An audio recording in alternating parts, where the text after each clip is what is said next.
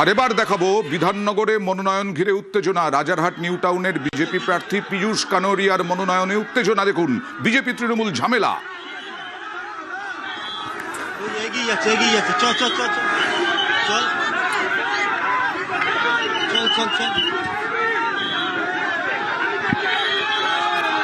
প্রার্থীকে go back slogan.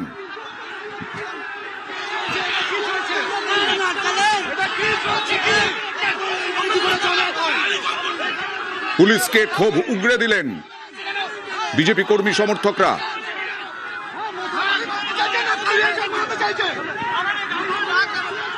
কথা বলবো প্রতিনিধি রৌনকের সঙ্গে। রৌনক, কেন, কি সমস্যা হয়েছিল তৃণমূল বিজেপির? দেখা একেবারে বিধাননগরের যে এসডি অফিস, সেখানেই আজকে মনোনয়নপত্র জমা দিতে আসেন রাজারহাট নিউ টাউনের বিজেপি প্রার্থী পীযূষ কানোরিয়া। ঠিক তিনি যখন মনোনয়ন জমা নিতে ভেতরে ঢুকছিলেন, তার আগেই তৃণমূলের যারা কর্মী সমর্থক তাকে ঘিরে জয় বাংলা স্লোগান দেয় এবং সেইখান থেকে উত্তেজনা ছড়ায়। স্লোগান পাল্টা স্লোগান, পরিস্থিতি এমন তৈরি হয় যে পুলিশের উচ্চপদস্থ আধিকারিকরা ঘটনাস্থলে পৌঁছায়, কেন্দ্রীয় বাহিনী এসে পরিস্থিতি সামাল দেন। ঠিক সেরকম ভাবেই যখন পীযূষ কানোরিয়া এসডি অফিসের ভেতরে প্রবেশ করেন, তখনই মনোনয়নপত্র জমা দিয়ে বেরিয়ে আসছিলেন রাজারহাট নিউ টাউনের তৃণমূল প্রার্থী তাপস চ্যাটার্জি। তাকে ঘিরেও পাল্টা জয় শ্রীরাম স্লোগান দেওয়া হয়। স্লোগানে পাল্টা স্লোগানে রীতিমতো উত্তেজনা ছড়ায় এবং পরবর্তীকালে বিধাননগর পুলিশের বিপুল ফোর্স সেখানে মোতায়েন করা হয় এবং এখনো পর্যন্ত পরিস্থিতি কিন্তু কার্যত নিয়ন্ত্রণে এনেছে পুলিশ। বেশ,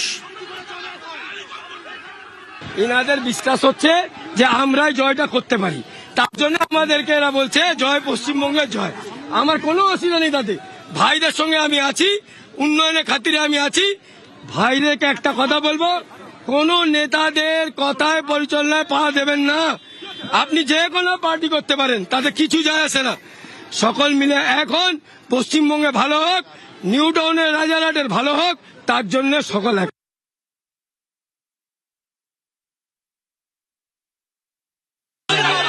আমরা কোনো রকম সবাই বলে বিষয় থাকবে। আমরা চাই যে কোনো উত্তেজনা পরিবেশ না হোক। সাধারণ সমর্থক সবাইকেই বলবো আমরা যে বিষয়টাকে নিয়ে করতে সবাই মিলেই ব্যাপার থাকুক।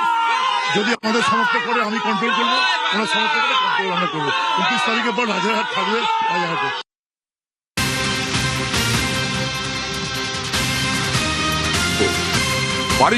বারুইপুরেও মনোনয়ন ঘিরে উত্তেজনা। তৃণমূল বিজেপির মিছিল মুখোমুখি হতেই উত্তেজনা। বারুইপুরে রেল ওভার ব্রিজের কাছে স্লোগান, পাল্টা স্লোগান। একদিকে সোনারপুর দক্ষিণের বিজেপি প্রার্থী রূপা গঙ্গোপাধ্যায়, অন্যদিকে কুলতলির তৃণমূল প্রার্থী গণেশ মণ্ডল।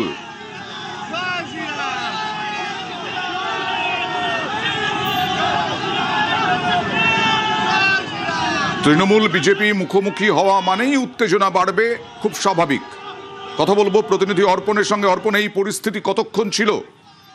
দেখো, এই পরিস্থিতি প্রায় 15 থেকে 20 মিনিট বলা যেতে পারে। কারণ একদিকে রেল ওভারব্রিজের অপর দিক থেকে আসছিল তৃণমূলের মিছিল, যার সারিতেই ছিল তৃণমূল প্রার্থী গতবারের বিধায়ক গণেশ চন্দ্র মণ্ডল এবং তার যে কর্মী সমর্থকরা। বিশাল মিছিল এই বারুইপুরের যে থানা, সেই দিকে আসছিল। অপর দিক থেকে তৃণমূলের মিছিল আসার ঠিক তার বিপরীত দিক থেকে, গড়িয়ার দিক থেকে রূপা গঙ্গোপাধ্যায় তার যে মিছিল বাইক র্যালি সহকারে তিনি আসছিলেন এবং রেল ওভারব্রিজের সামনে মুখোমুখি হতেই কিন্তু দেখা যায় যে রাস্তা জুড়ে যেহেতু তৃণমূল কংগ্রেসের মিছিল আসছিল এবং অপর দিক থেকে যখনই বিজেপির মিছিল এবং রূপা গঙ্গোপাধ্যায় তিনি নিজে হুডখোলা জিতে রয়েছেন, সেখানে উত্তেজনা ছড়ায় এবং সঙ্গে সঙ্গে তৃণমূলের বিধায়ক গণেশ চন্দ্র মণ্ডল তিনি কিছুটা সামাল দেওয়ার চেষ্টা করেন এবং বারুইপুরের যে থানার যারা ভারপ্রাপ্ত আধিকারিকরা ছিলেন তারা তড়িঘড়ি সেই মিছিলকে অন্যত্র সরিয়ে রূপা গঙ্গোপাধ্যায়ের জন্য রাস্তা করে দেন এবং রূপা গঙ্গোপাধ্যায় তিনি যেটা অভিযোগ করেছেন, তার মিছিল আটকানোর চেষ্টা করা হয়েছিল কিন্তু পারেনি। পাল্টা গণেশ চন্দ্র মণ্ডল তিনি জানান যে মিছিল আসছিল গণতান্ত্রিক পদ্ধতিতে এবং তারা এই নমিনেশন দিতে আসছিলেন, হঠাৎই সামনে চলে আসে। যেমন দুই দল সামনে এলে যে উত্তেজনা হয় সেটাই হয়েছে। ওকে অর্পণ।